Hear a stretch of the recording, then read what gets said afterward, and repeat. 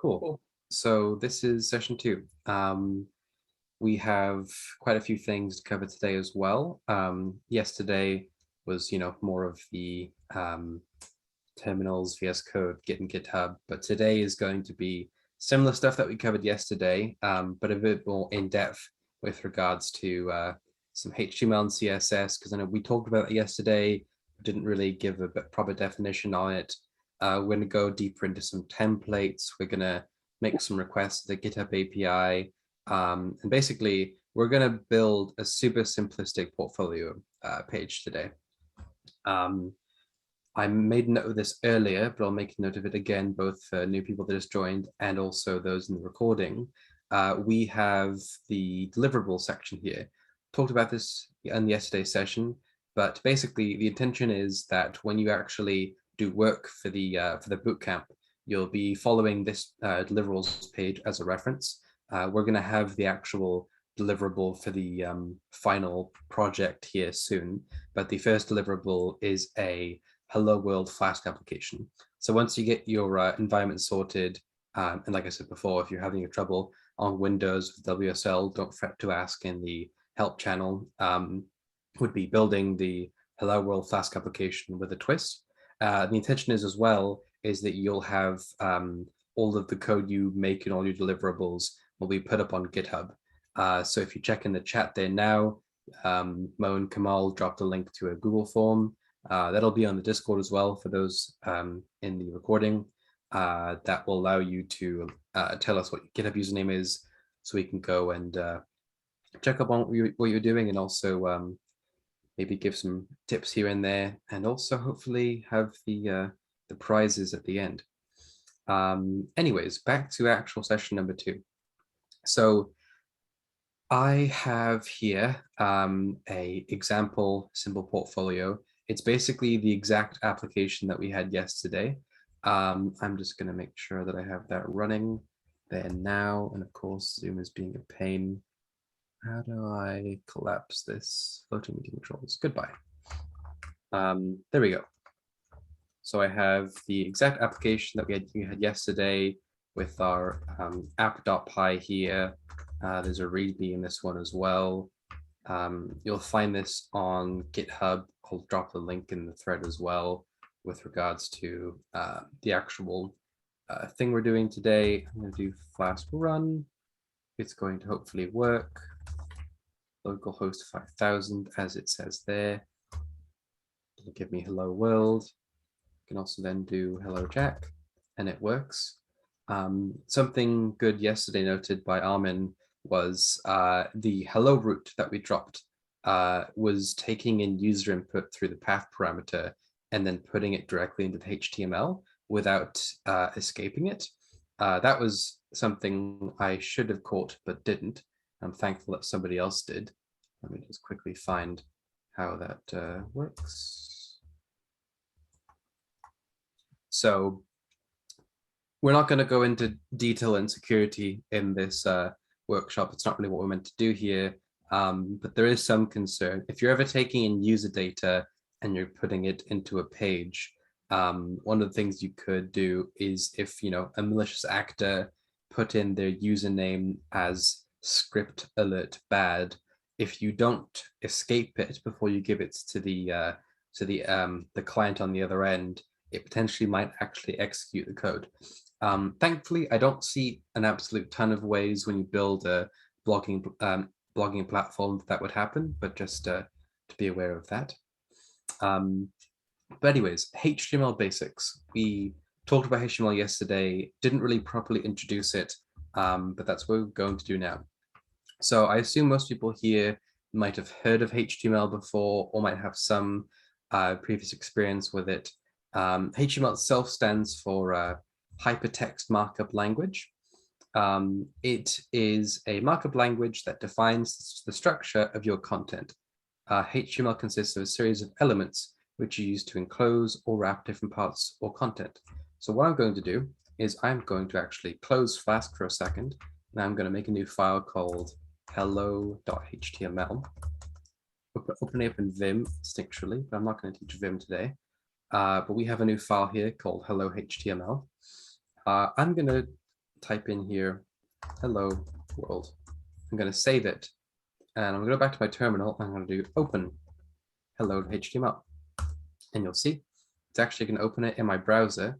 You'll see the URL looks a bit weird because this is actually pointing to a file on my computer. And I come back into here and I add, I take this. Oh, it's back again. Thank you. Oh, I have Vim key bindings. So every time I hit escape, it brings back the the floating bar at the top. This is most definitely live debugging for sure. Hello world text, and I'm going to put some text below it. This is the dev bootcamp. And refresh this page, and you'll see, oh, here we go. Hello world, this is the dev bootcamp. One thing you'll notice here, though, is I have these two pieces of text. I mean, this is, of course, analogous to, this could be a text file. We could have hello.text. But the thing about HTML is we would like to say, if we wanted the line to stand by itself, we could specify that it's a paragraph by enclosing it in paragraph tags. So you see the example they give, my cat is very grumpy. They enclose this piece of text in a starting tag and an ending tag. So if we do that to our text here, and I ignore the autocomplete that's trying to do it for me, you'll see we have on line 3 and line 4, we have 2 p tags. I come back to my hello HTML and I refresh the page, and there we go. Now we have 2 pieces of text on two lines. So this is the anatomy of a HTML element. You have what you call the opening tag, which is this bracket followed by the actual tag itself, and the closing one, the actual content of the tag, and the closing tag at the end. That's the exact same as the opening tag, but it begins with a slash. This entire thing can be viewed itself as an element.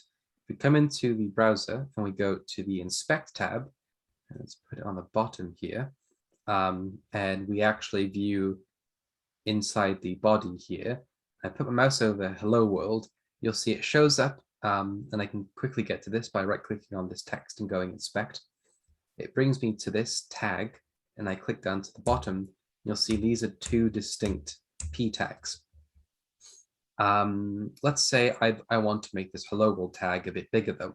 So I'm going to change this p tag from p, which means paragraph, to h1, which means header 1. And I save this, come back, and all of a sudden it's a lot bigger. There is headers 1 through 6. So if I take this and I say header 1, 2, 3, 4, 5, 6. This would be good if I actually knew how to use multi-cursor editing, as Mo talked about yesterday.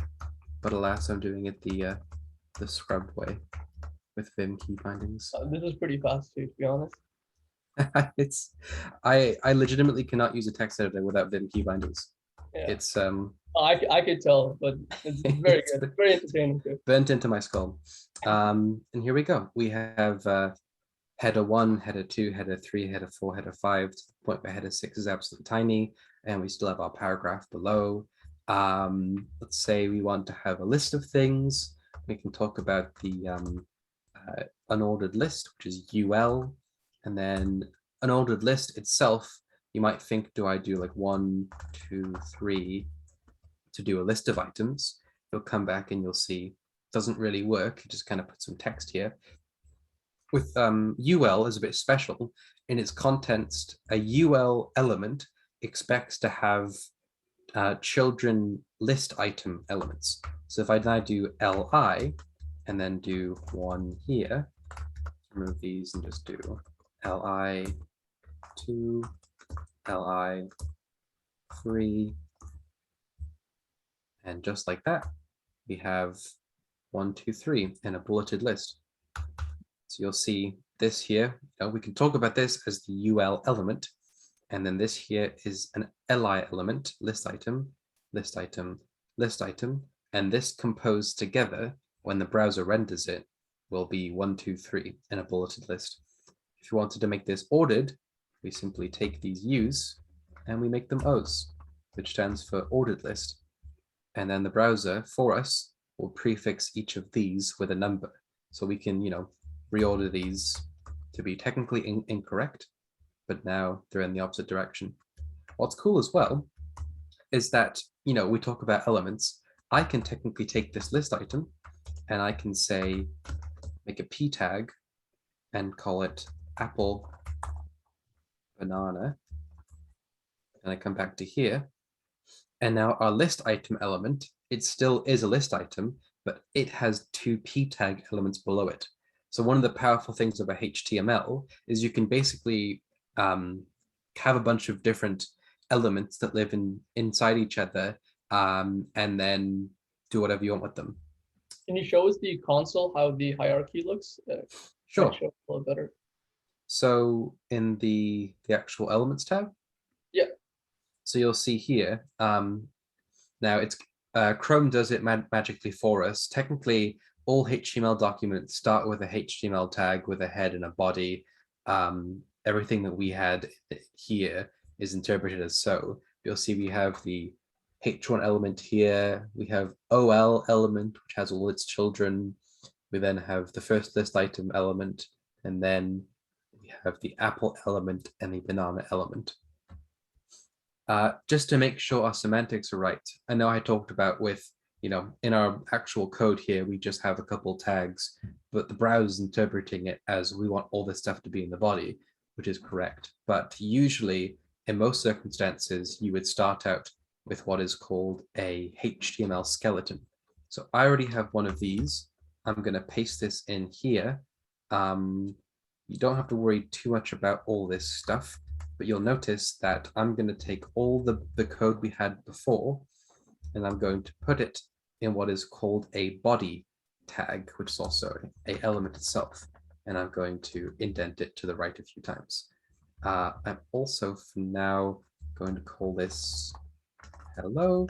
I'm going to call it content of the author is Jack, Harry, and the description is, I don't really have a description, or I can just say hello world. You'll see I have a style tag here. I'll talk about that in a second. If we go back to the page, we'll notice we get the exact same page, except now the font is a bit different. You'll see what I actually imported in this skeleton. So we have a doc type here. This is just kind of a semantic thing to say, hey, this is a HTML document. We have an opening HTML tag. Then we have a head tag. Head basically represents metadata. So like this is the title. You don't actually see the title on the page, but you do see the title actually in the in your browser's tab. And you'll see we have the author and description. When you ever see like a picture on Google of a website before you click on it, it would actually use these meta tags to know about that information. And we have here a style tag. CSS is not something we're going to talk about today.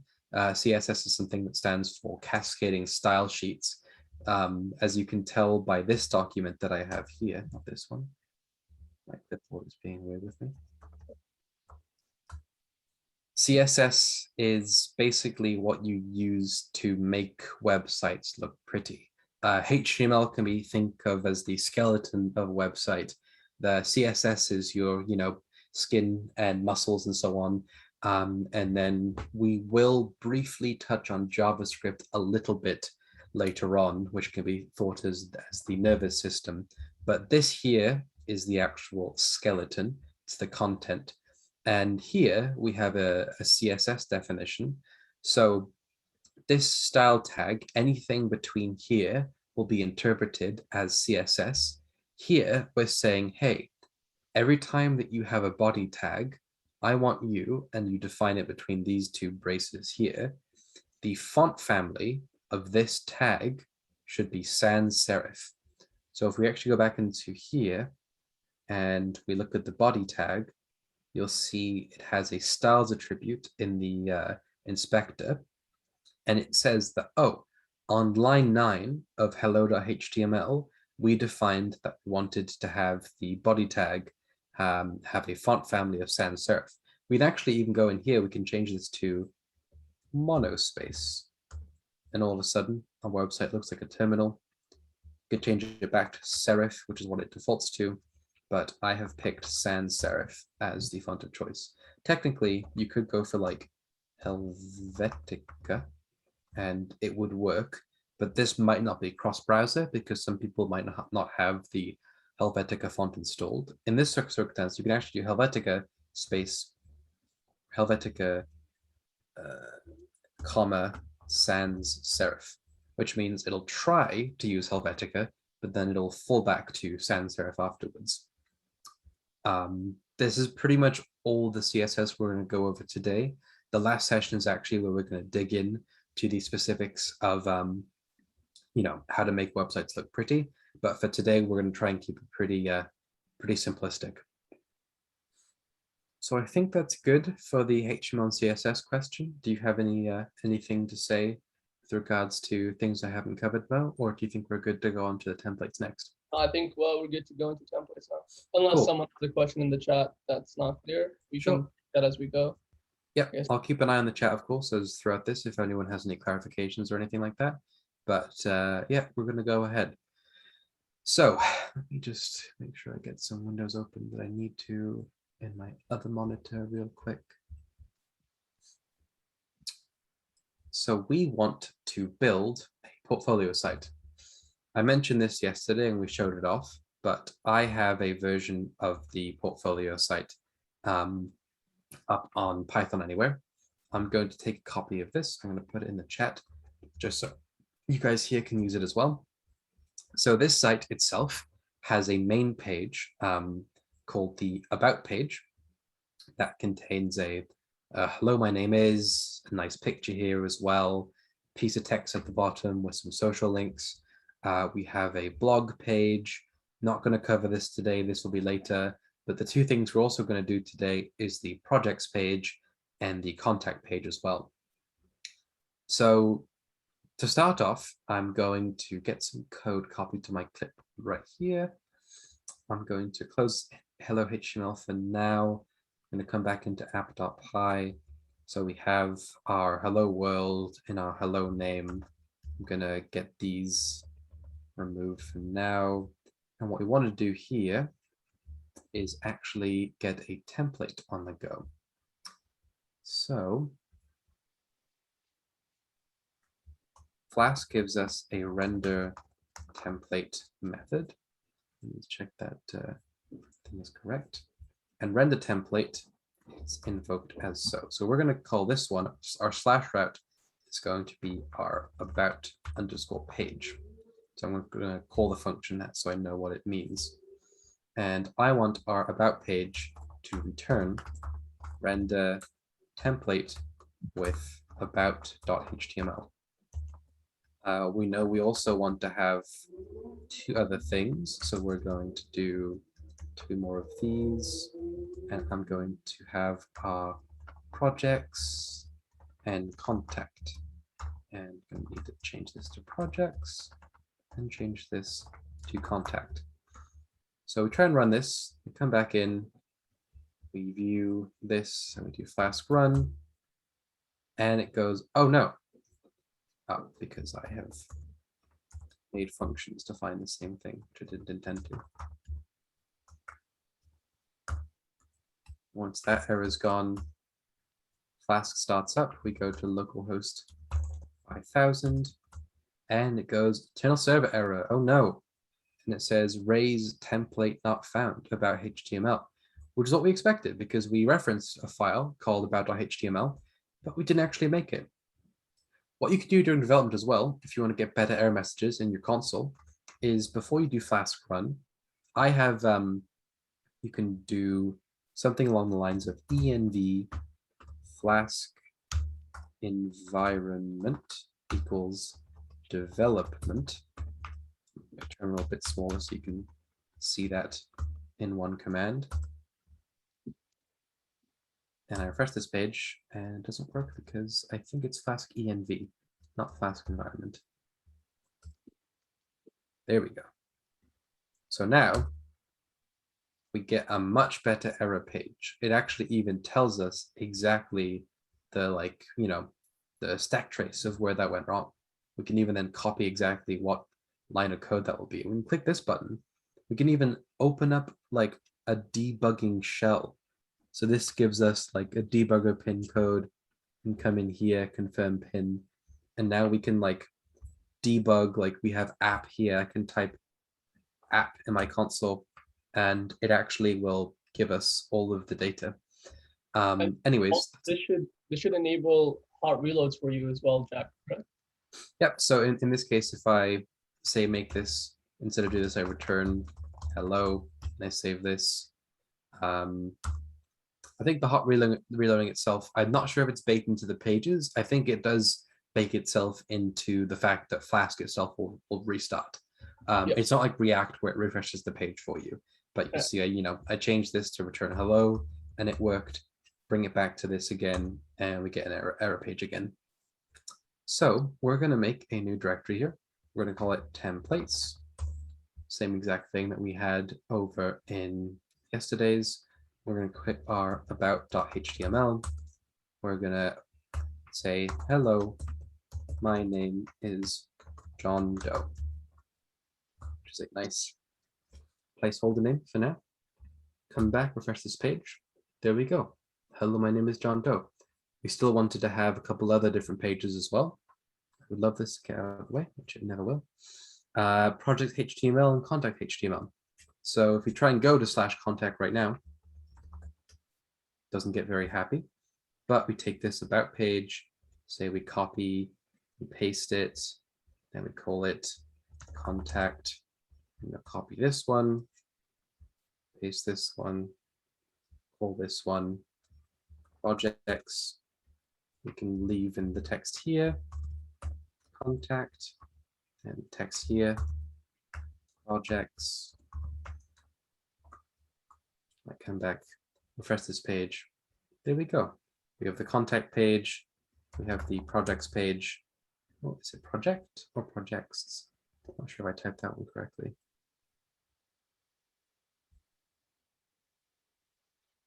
It'd be useful if I spelled it correctly. There we go. So we have projects, we have contact, and we have about. But one thing you'll notice is right now, there's no way to go from one page to the other. We don't have any links, which is not what we want. So what we're going to do here is in each page, we're going to have what is called a nav, which stands for navigation. And I'm going to have a ordered list, or unordered list actually, UL. I'm going to have a LI about projects contact. So come back here, refresh the page about projects contact. Obviously, these don't do anything currently, so I want these to be links. So for this, I'm going to reach something called a anchor tag, A. And I'm going to put this in an anchor tag, this in an anchor tag, this in an anchor tag. So now we have 3 links. Refresh the page again. You'll see they don't have anything just yet. I mean, you might go, well, why? Because I didn't actually tell them to do anything. So I'm going to give this tag an attribute of href equals /. Now, we didn't talk about this, but in the HTML basics, this is what you call a element attribute. So within, say, a p tag, you can have a class attribute with a editor note field, which is just a string. In our case, we have a tag with an attribute of href with a value of /. So this should be href equals projects. This should be href equals contact. So come back to our page now, refresh. These are now purple, which means we've visited them. I'll actually click on them now. So I can click on projects or contact, projects, so on and so forth, and it works. And our browser's back button allows us to go back, which is great. So obviously this should be on every single page. Take this here,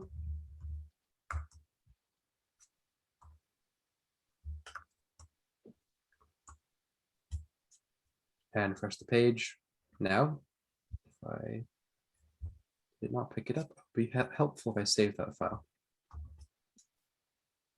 There we go.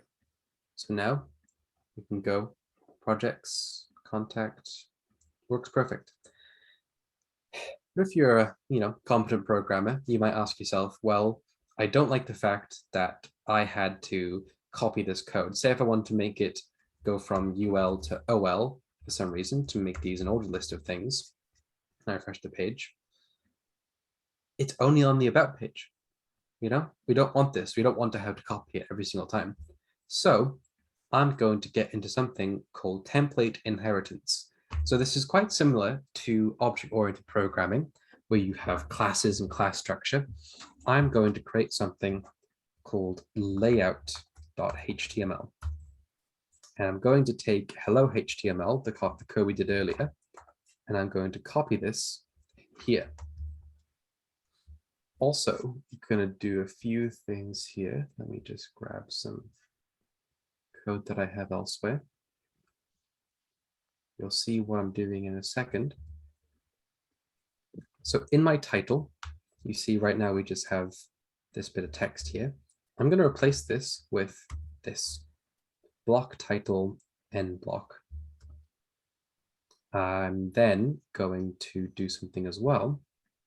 Going to remove all the actual body that I have here. And I'm going to do not copy stuff to my clipboard correctly. I'm very good at that. Block content and end block.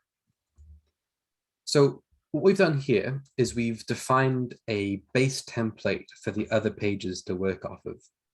So now what I want to do is actually use this template. So Flask is very good. It will allow us to define templates for us. And again, so in our about page, I'm going to say that I want this page to extend layout.html. I want to set the block title to about and the block content. I need to do an end block here.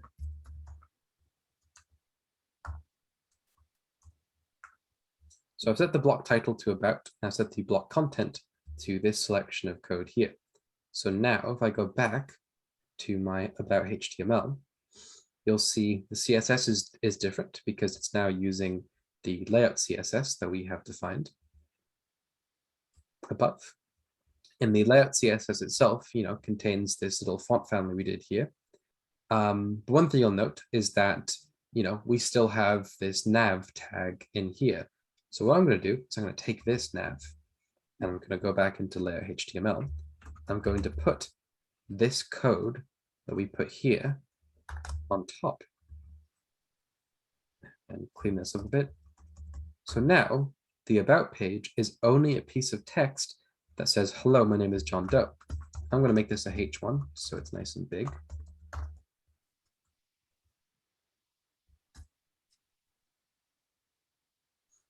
And ta-da! So even though our about page is tiny, all it does is state block title and content. You'll see it works. Our title of the page is about. We have our text here, but it's, in sans serif, and it has the header at the top. I go to the projects page though, and you'll see we still have the old UL, which means we have to take the same code that we have here, go into contact, nuke this, contact, come into projects,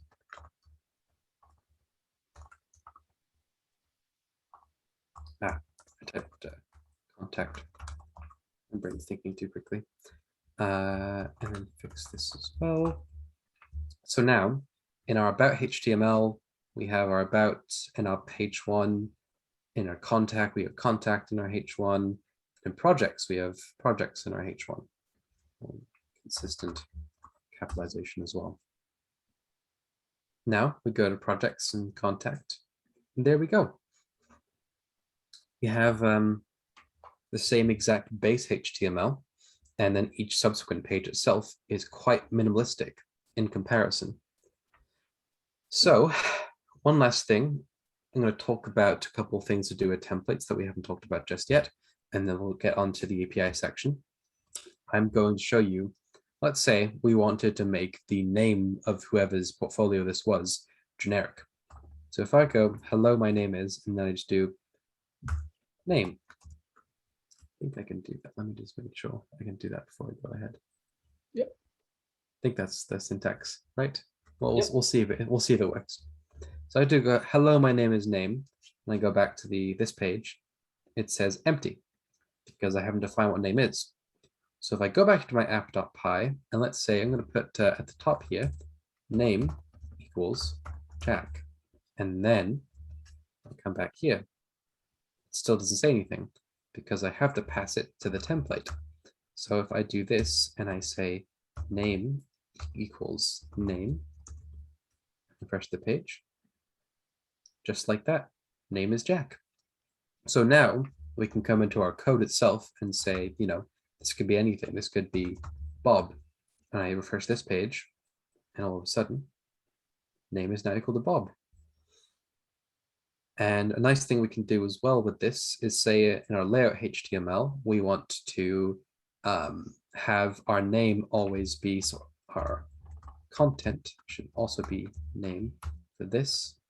And I'm going to put a pipe character name here as well. And I'm going to make sure that all the other templates have name as well.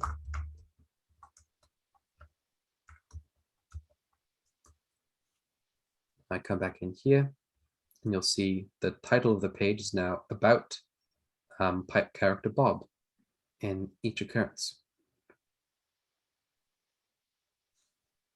So that allows us to then hand things arbitrarily to the nested levels. One thing we can do as well, give me 1 second to find this. You can actually do conditional logic within the templates themselves.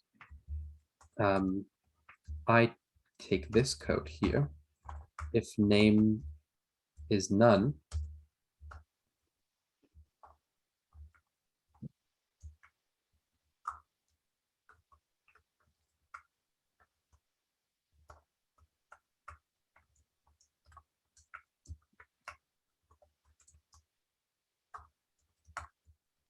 so in this case, this is saying if name is none, this is supposed to be the other way around.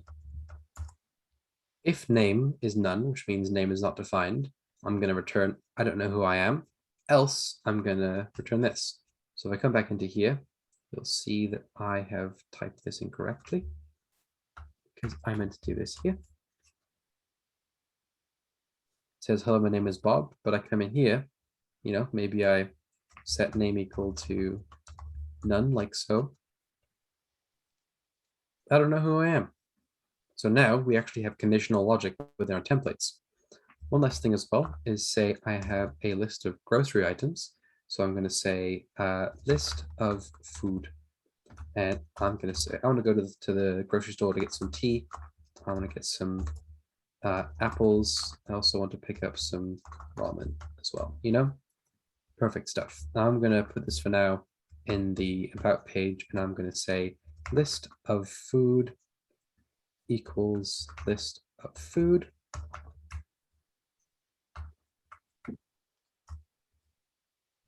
So we've handed list of food into the template, and we are going to take what we have there and we're going to render it in a list.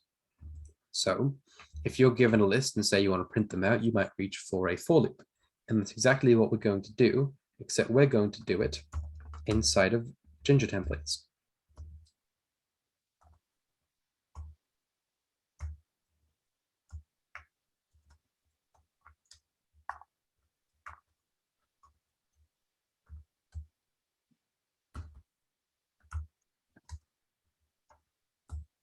So we have for food in list of foods, put some spacing here, food, and for. Come back in here, tea, apples, ramen. Let's go back into app.py just to make sure we define our name again, because we intend to do that. and then come back into the about. Let's say, we explained before how we actually do a unordered list of things. Let's do a quick wrap the outside in a UL.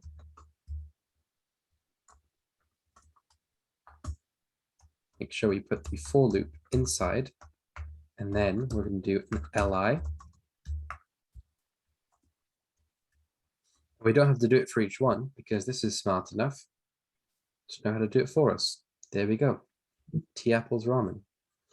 And I'm going to show a little bit of CSS before we move on past this. But imagine I wanted to make this a lot bigger. What I could do is do class equals food hyphen list. I'll go back into my layer HTML and go dot food list. I can say I want to have this of border 2px solid red with a font family of cursive and a font size of 2rem. And I also want to set a padding of 2rem. So a lot of stuff just happened. And the best thing to do is refresh the page and look at it. We have a lovely red box with some beautiful cursive text. I think if you do font family cursive in Mac OS, you get this like fancy looking cursive text, but in Windows you get Comic Sans, which I think is the perfect, analogy behind Windows and Mac OS. Yeah, this is basically it for templates. This is pretty much all you need to know for the actual those pieces. The last bit I'll do before we move on to APIs is you'll see in the example version that we gave, the example portfolio,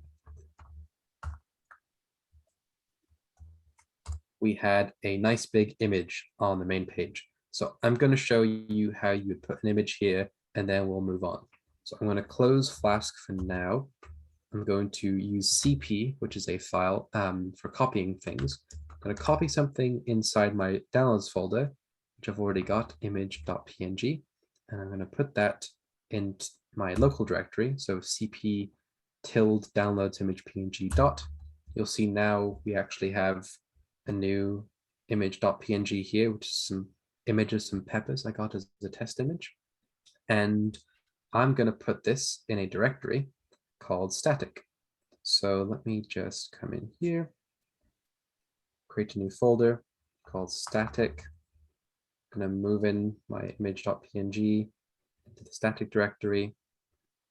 And I'm going to get some copy pasta from my clipboard, which is going to let me, where did I put that? This is most definitely live coding right now.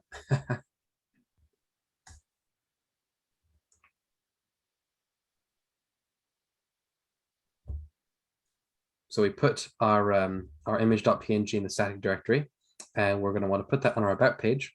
So I am going to put this here.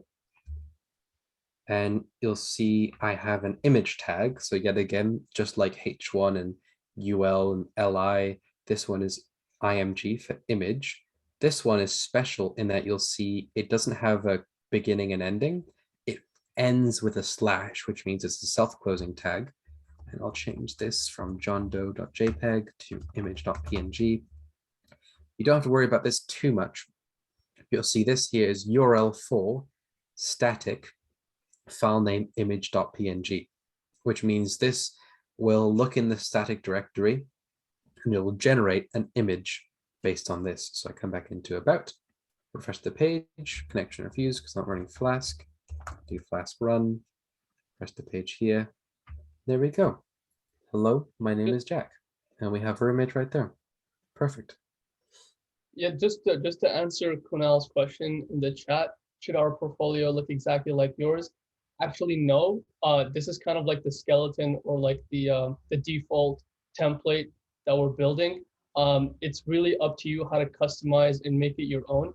Like you can go as crazy as you want. That's the whole point of the bootcamp. So by the end of the 4th session, we want to look at everyone's portfolios and see how well they're done, and then give out some prizes at the end. So don't make it look like this. This is just the logic, the skeleton, and then you go crazy with the styling however you want. And it could be as like, it can be as expressive and complex or as simple. Like I know Mo showed it the other day, but my personal portfolio site is basically as simple as it gets. It's just, hello, this is me. Here's a few social links. And then at the bottom here is a link that's, this is actually generated live on my server that shows all the running Docker containers and all of the paths and stuff like that. So in my case, mine's a single page. I don't even have a projects page. In my personal opinion, I like linking people to my GitHub directory. Um, but what we're kind of doing here, like this is kind of like a mix of two things of where, we're teaching you web development and we're showing you multiple pages and stuff like that. I know some people definitely are fanatics about having a one-page resume and so on and so forth. Some people have one-page websites, but we can totally, we have this structure of multiple web pages more to show you how you do it. And especially in this one we're building right now, this one does not look good at all, but it's very simple. And that is the point. Moving along, I'm going to spend some time on APIs. I think we're running a little bit behind schedule with regards to the stuff, so I'm going to move a little bit quicker here now. Yeah, can we go over one more thing? So you uploaded this image, but let's say I have an image online that I want to kind of render from somewhere. How can I do that? Sure. Okay, so let's say I want to, let me think of something good. Stock photo image API. Unsplash image free HD photo API. I don't want to register as a developer. I know that I've used one of these before and it's quite accessible. I'm just going to go to Google and I'm going to say picture of bananas. And I'm going to grab this one. So say if we're on Google, we found this great stock photo. I'm going to right click on this one and I'm going to say copy image address. I'm going to check this ahead of time and you'll see we have this lovely stock photo. I'm going to take this and similar to how we have an image tag, I'm going to copy this. I'm going to clear the rest of it. And instead of having a source being a local URL, I'm going to set it equal to this, which as far as I know, I should be able to nix most of this. And I come back in here, refresh the page, and it doesn't seem to be working because I probably have It could copied just it. be a PNG or JPEG. Yeah, we'll try that. Sometimes images get a bit annoying in that they expect like this image might get pissed off if I'm trying to load it from a different external source. Let's see if I find one that actually works properly. So I'll take this. You can use the one I just sent in the chat. That should. Oh, Wikipedia is a good pick. I have no idea who that is, but well, we're putting in our website. You can. I just find it when it's a familiar file type, it works, but when it's not, it doesn't for some reason. Does it still not work? Is it source or href? I don't think it's href. I'm gonna have to check to see if it's actually happening under the hood here. Is it failing to fetch it completely? Or is it even there? It would help if it was there. Are you saving? I didn't have the dev server running, so it wasn't hot reloading. Oh, okay. Yeah. Is it? No, it's still being painful, I think. Oh, we didn't change it. We changed it to href. I meant to change it to source. And this is what you call debugging live. There we go. Here's a very large image of whoever you grab from Wikipedia. And if we want to, we can come in here and say all images should be a certain size. Let's say image width 500 pixels, just to keep them a little bit better sized. There we go. That's a bit nicer. We have a picture of some peppers and whoever this is. Cool. Next piece is going to be the projects piece. If anyone has any questions, like I said, feel free to leave them in the chat. I know Kamal and Mo were keeping track with that. So with the projects piece in the actual thing that I built, you'll notice that there's a few different repositories. If I click on these, they'll actually bring them to different projects of mine on GitHub with some different stock photos. And this is not done manually. These are not manually added. These are actually fetched live from the GitHub API. So when you're building a website, one of the things is you're probably not going to have to build everything yourself. You know, you're using Flask to help you get started faster. You know, you might use a CSS framework like Bootstrap or Tailwind to get started, but you also have the ability to fetch external sources. So GitHub itself, if I go to github.com/jackharry/repos, you will see it's not about link because it is, tab repositories, not slash repositories. So GitHub itself will allow you to view your different repositories itself. And a cool thing you can do is you can actually fetch this data using what is called an API, an application programming interface.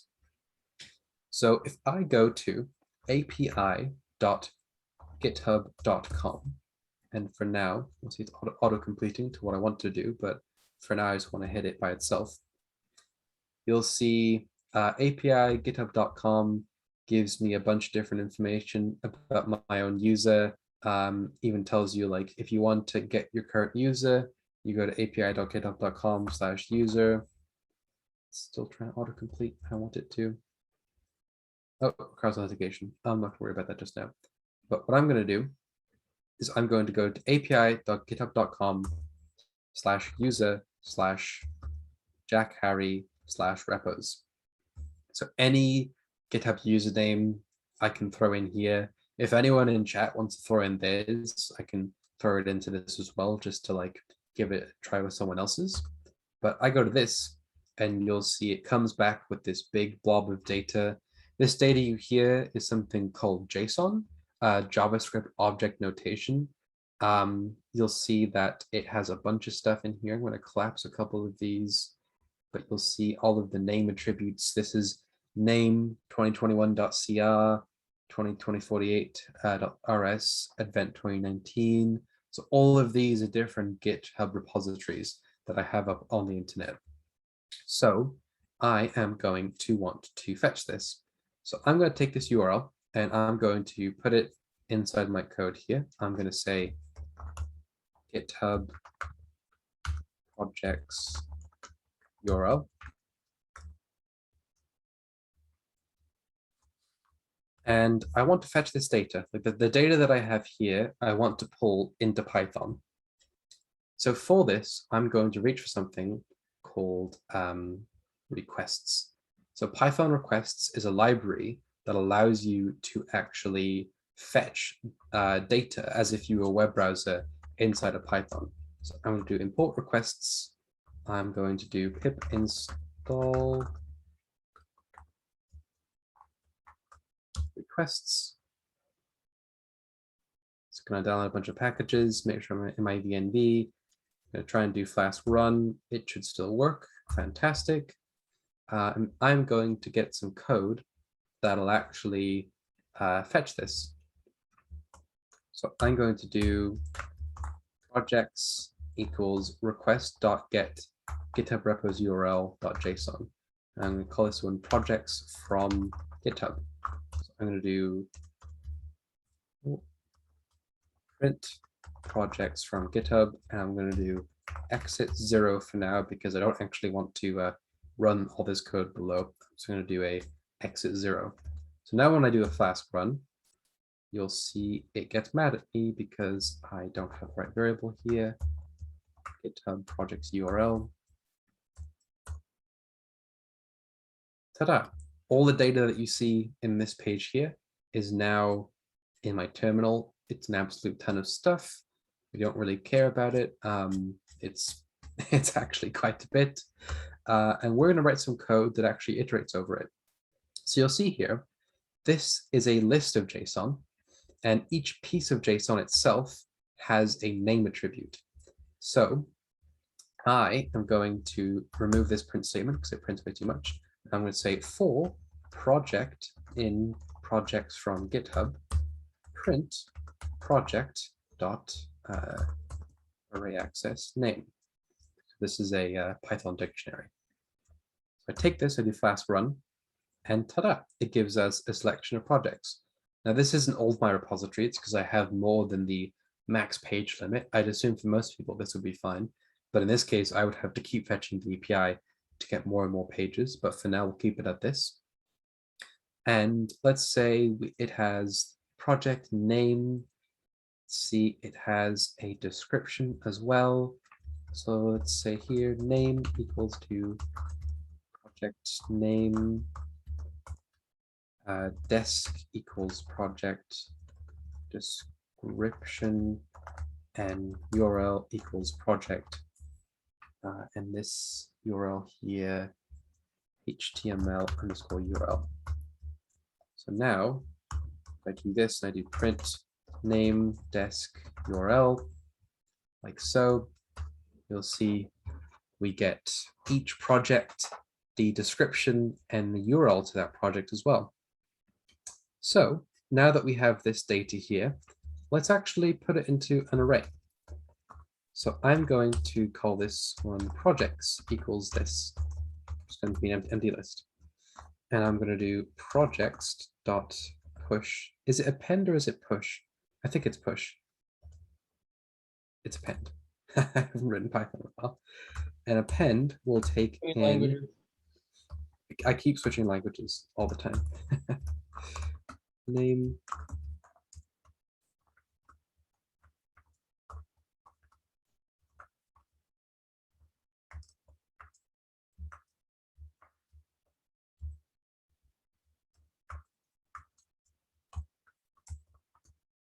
So what I did here is I created a list called projects. I appended that project with a new dictionary, which has 3 keys, name, desk, URL, which are the things that I plucked out here. So now if I run this, it doesn't die. Now we actually have an object, a list of objects, which has all the fields we care about. So this is still a lot of data, but it's most definitely a condensed view of it. So I am going to remove this exit 1. I'm going to come over to the about page. I'm going to take this for loop that we had here. I'm going to bring it over to the projects page. I'm going to remove this food list. Actually, I'm going to call this one class projects. So for project in projects,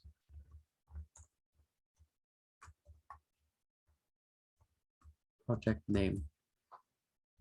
And we're going to come into our app.py. We're going to go down to our projects and say projects equal projects. We're going to come in here. We're going to go to our Flask app again. We're going to refresh the page. There we go. So now what our application does is just a recap. It makes a request to this URL, which returns some JSON, as we saw here. It then actually, so it makes the request. It knows the request is JSON. So doing .json on the request returns it as a dictionary. We define an empty list called projects. We iterate through the projects from GitHub, and we have the we pluck the fields we care about and we append it to this list. And then when we actually render the projects page, projects.html, we have a full list over projects that'll pluck out the project name.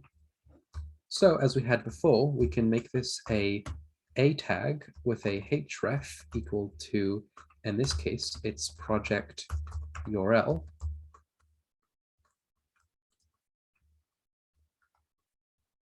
We mucked this up already, haven't I?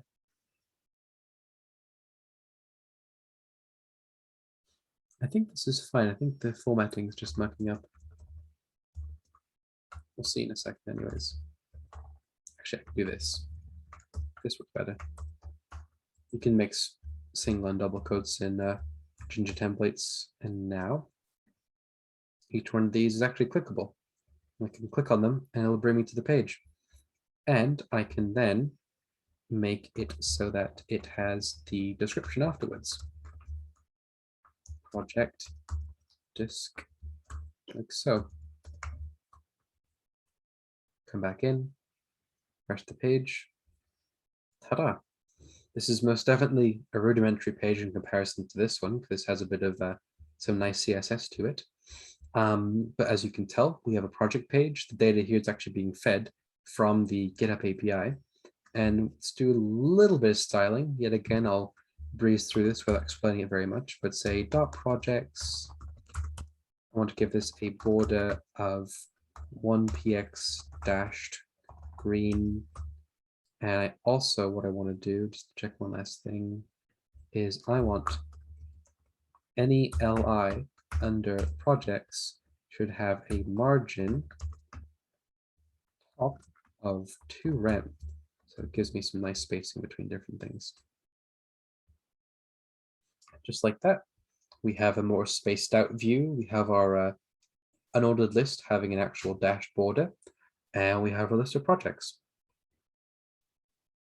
Do you think I've missed anything, Mo? Do you think this is good for the API usage section? No, this looks great. Yeah, we can fetch the repos. We can get into more styling on the fourth day, trying to make it look a little nicer. So yeah, this is good. Cool. So I am going to do a quick git status. I'm going to remove hello HTML. I'm going to do a git add dot, do another git status, and I'm going to do a git commit -m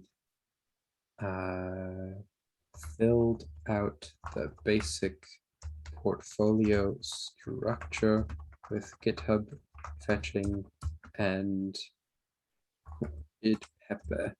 I love your commit messages. They're very descriptive. Mine are usually like a 1 word or like 2 words, but this is good. My favorite are when people just do fixed PR comments without any context. So do git push origin main, because like mentioned before, this is all up on GitHub. I'll drop the link as well if anyone wants to look at the code. And for the contact session, we were going to switch gears over to Mo to work on that section of the application. Yep. I just pulled your changes. I do want to say something. So we have around 24 minutes left. So I'll try to get the contact done in maybe 10, 15. I think we'll probably have to skip the Yeah. SQLite for today, to be honest. We can do that. That's what I messaged. Yeah, I messaged you that. I was saying we can just push that to the next session, just so we don't like cut on anything. So Sure. I will start sharing my screen in a second. Let me just get my things ready.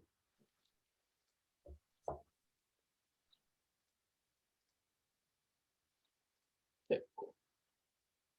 So where's my Zoom? There it is. Share screen. Is that good? Perfect. Okay, cool. So for our contact page, so if we go to git carry, I think it's right here. So for our contact page, we're going to try to build something similar to this. It might not look exactly like this because it's going to lack some styling, but essentially what we want to have is a name field, an email field, a message text area where we can type our message, and a button that will actually send that email over. So to do this, we're going to use a third-party tool, and it's called FormSpree. So the reason we're using this is actually the best advice I think I ever got when I started development is that if it's already made, then go ahead and use it. Don't try to reinvent the wheel. It's just much faster to do so.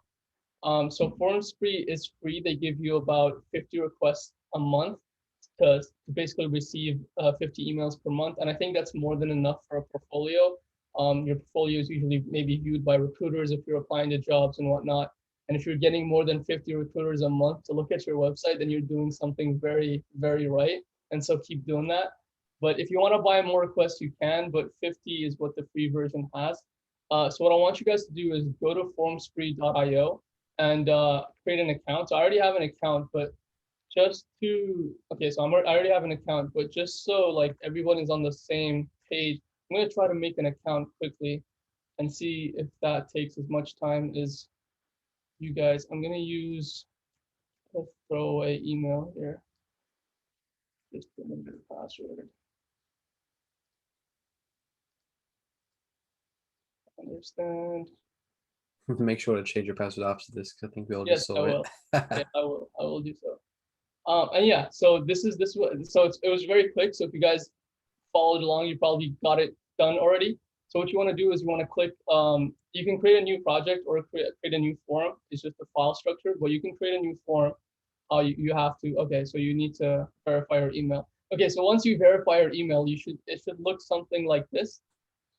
And then if you click new form, or if you click new project, you can name the project and then create a new form, and it will just ask you for a name. So you provide the name, and then it should take you to this page, where it basically uses the email that you already signed in with, or you can just change the email. And this is the target email. This is the email that's going to receive all the contact form emails.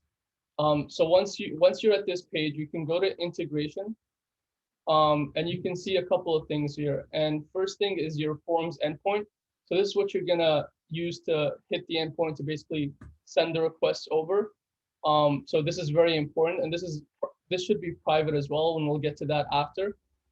So essentially, you want to copy this, have it near you, and at the bottom here, they also give you kind of like a simple template that you can use. So we're gonna go ahead and like with different languages and frameworks as well. So we're gonna go ahead and copy this so we can use this. And I'm gonna close this.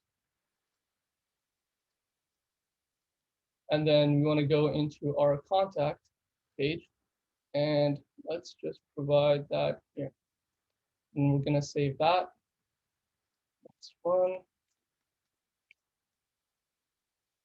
And there's a You might problem. need to do pip Yeah, install I need requests. to, oh, do you have a request thing I too? didn't make a requirements.txt file, but it's only, all you have to do is So pip this one? install. It's just pip install requests. Oh, okay, so that's, okay, so I'll keep it, I guess. Yep. So that's missing. Okay. Okay. That should be okay. And now fast run should work perfectly. Yep.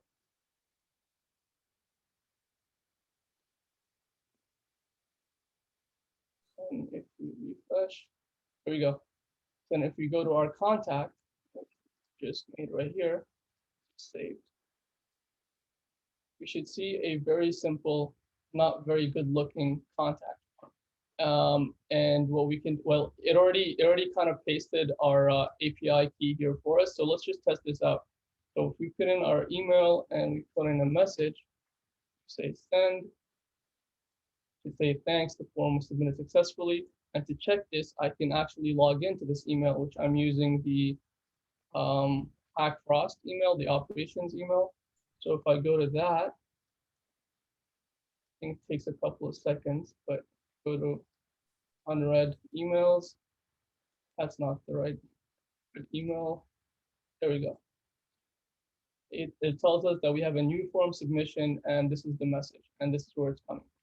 So we know it's working. It's very quick to get started. So highly suggest you using that. If you want to use a different service or you want to build it your own, go ahead. But this is just a very good starting point. So let's actually change this a little bit. I did not mean to close that. Okay, let's change this a little bit to make it look a little nicer and add a couple more fields. So first thing we can do is basically reorganize this. We can put these in divs just so they can look a little bit better.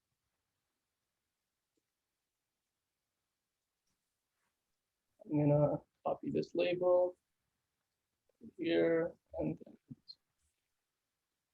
another div this side. See what that looks like. Yeah, that's a little better. Another thing we can do is we can add more attributes. So we can add, there's an attribute called placeholder, I believe. and then it does exactly what it says. It just puts a placeholder in the text field. So this is an email, so we can put it as email, and if we save this and refresh, say email, we can do the same thing for the text message. Areas, right? This message, save that, and refresh, and we have messages. We can also add a name field because right now we only have an email and a message. So we can just copy one of these here. That's at the top. We can change the type to deboost text. Let me just take, I think it's text. So we'll change the type to text, and then the name is name for the form speed to know where it is, and placeholder will put name. And if we test this, we have change the name, and there we go. We have 3 fields: name, email, message. And if we fill this up and send, it will go ahead and send through. We can also customize our text area a little bit. So by default, the text area in HTML is kind of expandable, but with this little arrow here, we can add more attributes to kind of like change that. So we can think of it as a matrix, and we can change the rows and columns. So we can say rows, for example, 6, and we say columns. We save this. That's it. By default, it's a little bigger. So that's kind of the main structure. One more thing you'll notice that we have our kind of like API link here. We can move this to a more secure place. You don't want to put, if you're committing this and you're pushing it to GitHub, you don't want this to be visible. So a good place to store API keys or sensitive information are end files. So what we're going to go ahead and do is create a new file, and it's going to be .n.this, I believe. And what we'll do here is we'll create a contact form API variable, and we'll set that equal to this right here. I think in this case, you would probably want to make it just .env because the env.dis is usually the one that you put on GitHub. Oh, okay. Cool. So, yeah. Okay. Just .env. And then, of course, don't forget to add that to your git ignore. Yep. Yeah, it's already there. Cool. Right now. You already have it there. Yeah. So we go back here. So we took this to our .n file, and it's right here. So now, how can we fetch this to use it into our contact .html? So first thing we can do is we can actually make this a generic, and we'll say this will be API. And then if we, oops, it's not API. And then if we go to our app.py, and in our contact, we pass. Can we pass multiple things? Yeah, you just use it as the second keyword argument. Okay, so it doesn't yet know where API is. So we're just going to create here a contact. I'll just call it contact. And then now we need to fetch the API that we stored in N. And to do that, we're going to use a module that's called decouple that helps us fetch things like that. So if you want to go ahead and install that, it should be pip install decouple. Is it Python decouple? Yeah, Python decouple. And if I go ahead and run that, it'll tell me that the requirement's already satisfied because I already installed it. And the import for that should be, I think it's just import decouple, but I'm just going to make sure. I wanted to answer a question in the chat as well. Kunal mentioned about being familiar with Django and getting an admin section over there in which we can get messages like this from the user. As mentioned before, Flask itself is a micro framework, so it has things built in for debugging, but to be completely honest, it's quite minimal in comparison to Django. Like Django comes out of the box with quite a bit of, admin pages and different class structure expectations. Like Flask does everything through regular functions. You don't even have to do like, like class programming in the context of Flask, which is quite interesting. But yeah, that doesn't come out of the box. With FormSpree as well, like it actually handles sending emails for you. So it's quite useful, and like Mo said about, you wouldn't want to let, you could technically do everything yourself, but that would be quite difficult. And in this circumstance, just like throwing a FormSpree URL at it is quite a lot quicker. So that's why we've made the choice in this one. Yep.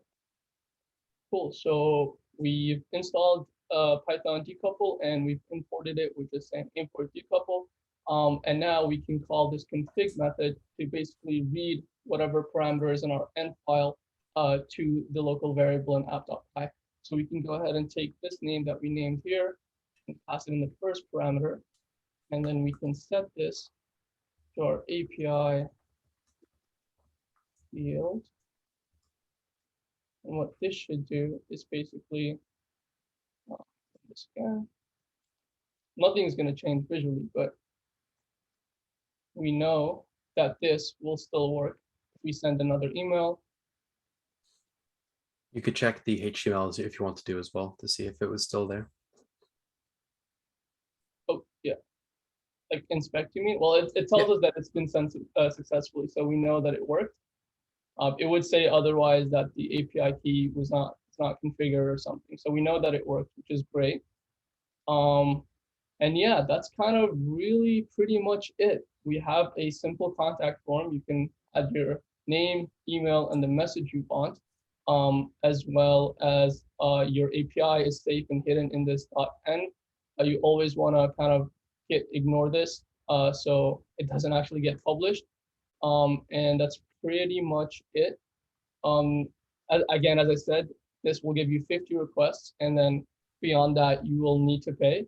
But I think it's more than enough for the purpose of the portfolio. So what are we doing on time? I think we have 10 minutes, 9 minutes left now.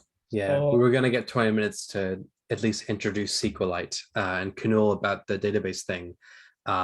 In this bootcamp, we're teaching SQLite, which will be the SQLite 3 Python package, which means all our database stuff will be a bit more manual than it would be otherwise. And we'll still allow Flask to invoke SQLite, but it'll be through what we define basically. There's no real way to do your database stuff with Flask. It doesn't actually make any assumptions for you. We were planning to at least talk about some of the beginning stuff of SQLite today, but went a bit long on the introductory stuff with HTML. But I feel like we did a good coverage of tags and so on and so forth. I hope people here that haven't touched HTML before have a better idea of this.